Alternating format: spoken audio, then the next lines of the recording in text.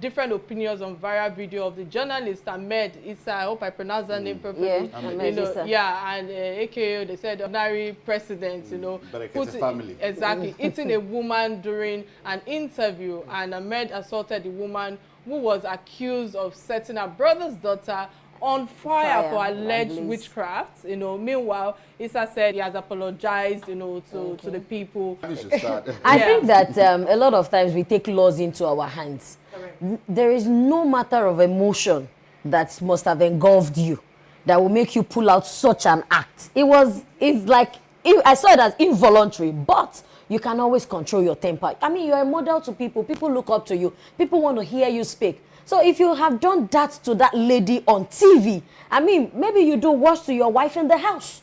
It's just that spontaneity. There's no two way about it. What is not good is not good. Let's call it what is not good. Because he was quick to, I saw the video, the reflex was like 0.0 milliseconds and whoa! For what? Even if she had been charged guilty, you do not have a right to take laws in your hands. You don't hit her. Ahmad Isah hitting a lady in... He's a professional broadcaster. He's not just one studio rat, who stumbled into broadcasting. So I'm wondering why Ahmad Isah. It's pity. All right, so so that it won't look like we have the same opinion. Yes, I will come from the angle, which is first and foremost that I'm disappointed in his actions, and as a role model, an OAP, a journalist, who should be more aware of ills, especially when it comes to violence against women. I think he didn't exhibit leadership. And, we keep training people on leadership, but the question is, are people really ready to even take on what is being taught, to unlearn, to relearn?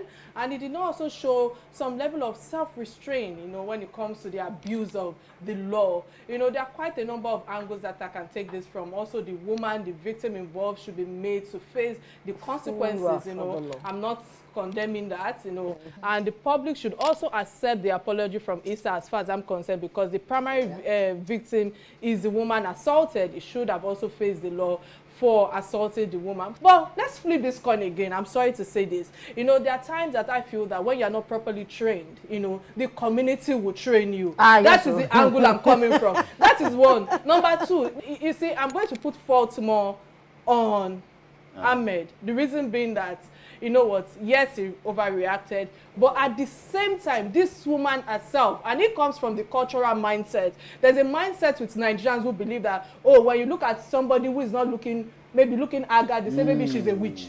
When you look at a child who is not doing well in school, you term it as something. So it's our culture, and that is where the mindset comes in from. So sometimes you need a slap to reset manual reset, regardless of, I'm not saying that what he did was right, but sometimes it takes the community to put some sense into some people. If not, you just start seeing that everything becomes a culture. It becomes something that it becomes a generational cause. Who is training the child? So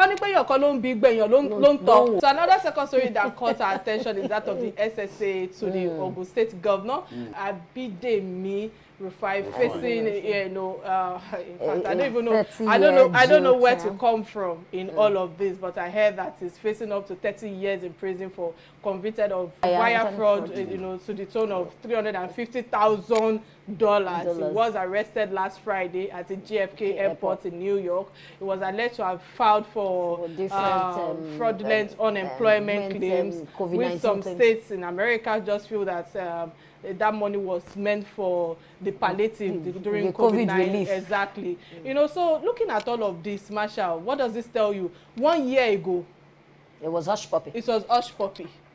Now, not a politician. Not a politician. Fast forward.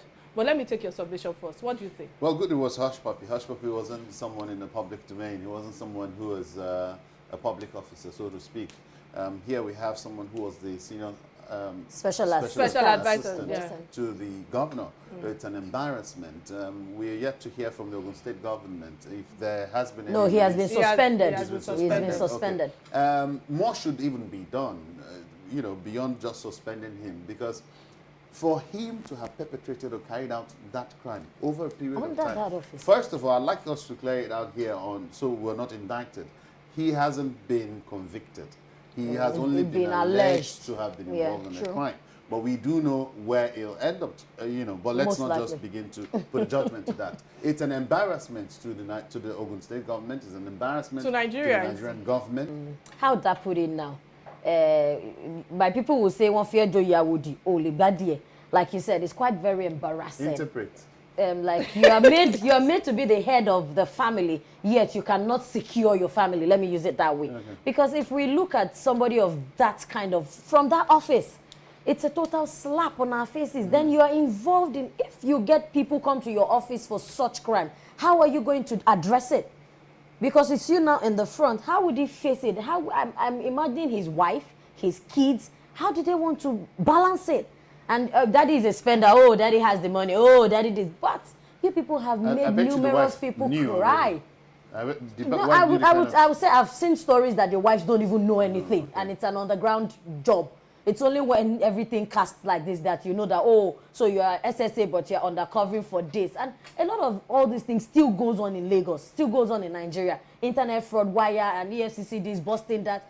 But is it going to stop? So now, as in regards to the SSA, Abiodun, the governor of Ogun State, you know, I just feel it's very shameful, it's disappointing, and more so beyond the shores of Nigeria, they are calling on our people on our actions again. What does that speak for us as a country?